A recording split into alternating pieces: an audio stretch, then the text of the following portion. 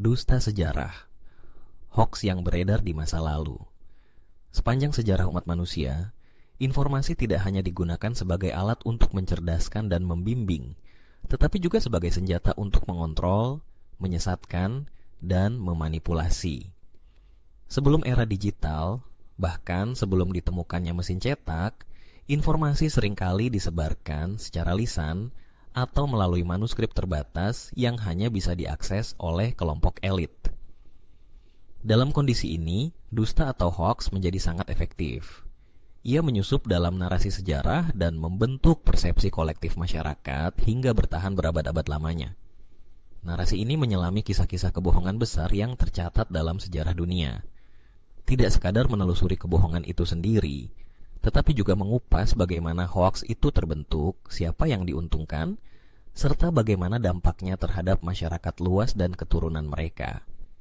Disampaikan dengan sudut pandang netral, tujuan tulisan ini bukan untuk menghakimi masa lalu, melainkan sebagai pelajaran bagi masa kini dan masa depan. Hoaks kuno dan kekuatan propaganda, Kaisar Nero dan pembakaran kota Roma.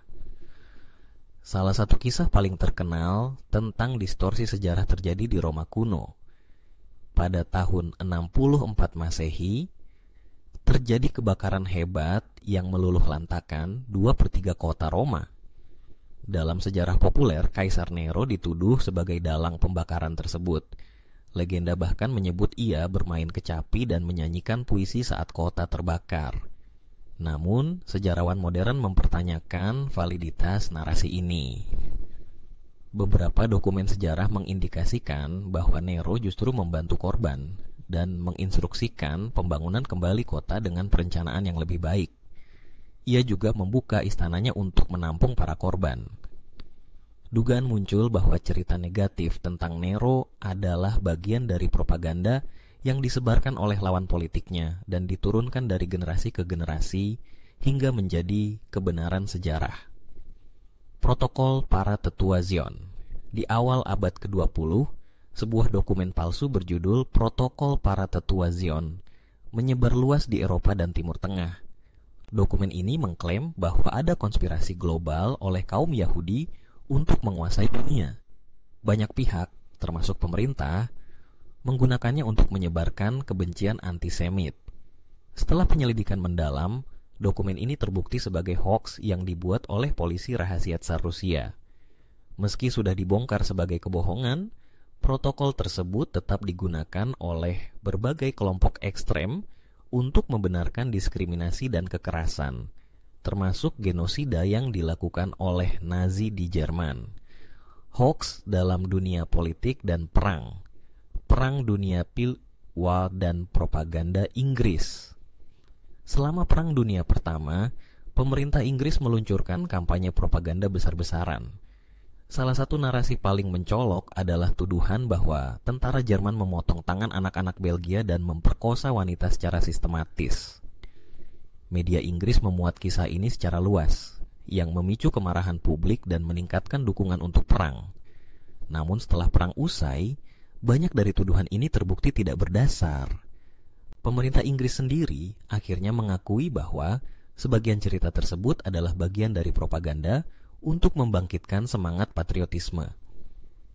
Meski efektif dalam jangka pendek, propaganda ini merusak kredibilitas Inggris dan menciptakan skeptisisme terhadap narasi perang di masa mendatang.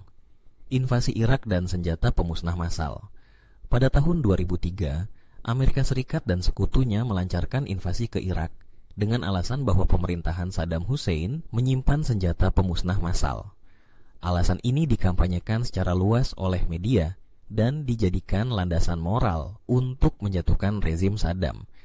Namun, setelah invasi berlangsung, tidak ditemukan bukti nyata mengenai keberadaan senjata tersebut. Komunitas internasional mulai menyimpulkan bahwa informasi intelijen telah dipelintir untuk membenarkan tindakan militer. Kebohongan ini menimbulkan dampak jangka panjang, seperti ketidakpercayaan terhadap pemerintah dan instabilitas regional yang berkepanjangan. Manipulasi sejarah nasional. Gerakan 30 September 1995 di Indonesia. Di Indonesia, salah satu narasi sejarah yang syarat manipulasi adalah kisah tentang gerakan 30 September G30S tahun 1965. Versi resmi yang diajarkan selama Orde Baru menyebutkan bahwa Partai Komunis Indonesia, PKI, menjadi dalang pembunuhan 7 jenderal Angkatan Darat. Narasi ini digunakan untuk melegitimasi pembantaian massal terhadap orang-orang yang dianggap komunis. Namun setelah reformasi, banyak kajian akademis dan kesaksian menyebutkan bahwa narasi tersebut tidak sepenuhnya benar. Ada indikasi bahwa militer memainkan peran besar dalam penggulingan kekuasaan. Penulisan sejarah yang dikendalikan negara ini berdampak pada jutaan orang yang dihukum, dibunuh, atau dikucilkan hanya karena diduga memiliki afiliasi dengan PKI. Penyesatan sejarah dalam pendidikan. Bukan hanya narasi politik, kurikulum pendidikan di berbagai negara juga sering menjadi alat penyebaran hoaks sejarah. Di banyak negara, sejarah diajarkan dengan bias nasionalistik yang memperkuat glorifikasi masa lalu dan menutupi bagian kelam dari perjalanan bangsa. Misalnya, beberapa negara bekas kolonial cenderung menghapus narasi tentang kekejaman mereka di wilayah jajahan. Sebaliknya, negara jajahan cenderung melukiskan perjuangan mereka secara heroik tanpa nuansa kritik terhadap internal bangsanya sendiri. Ini menunjukkan bahwa sejarah bisa dijadikan alat untuk membentuk identitas kolektif yang selektif, agama, mitos, dan dusta historis, perang salib, dan narasi keagamaan. Perang salib sering dijustifikasi dengan narasi bahwa umat Kristen harus membebaskan Yerusalem dari penindasan Muslim. Namun banyak studi sejarah menunjukkan bahwa motivasi utama para bangsawan Eropa justru adalah ekonomi dan politik.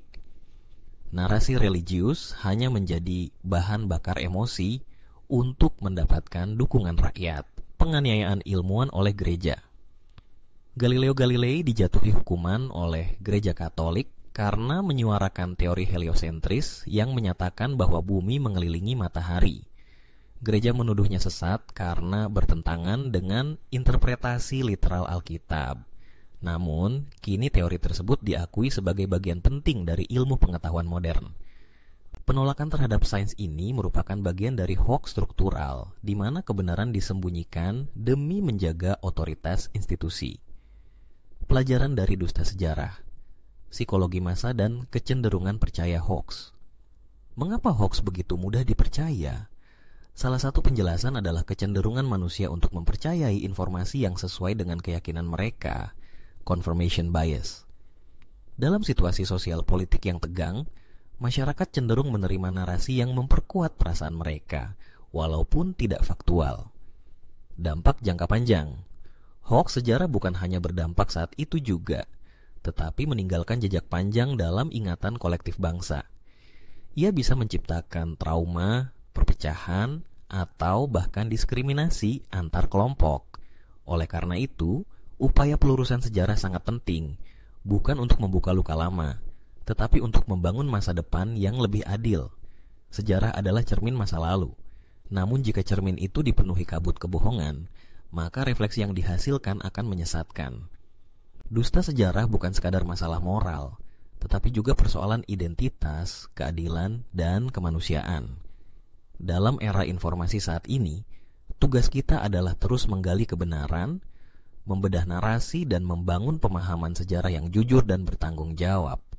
Karena hanya dengan memahami masa lalu secara utuh, kita bisa melangkah menuju masa depan yang beradab.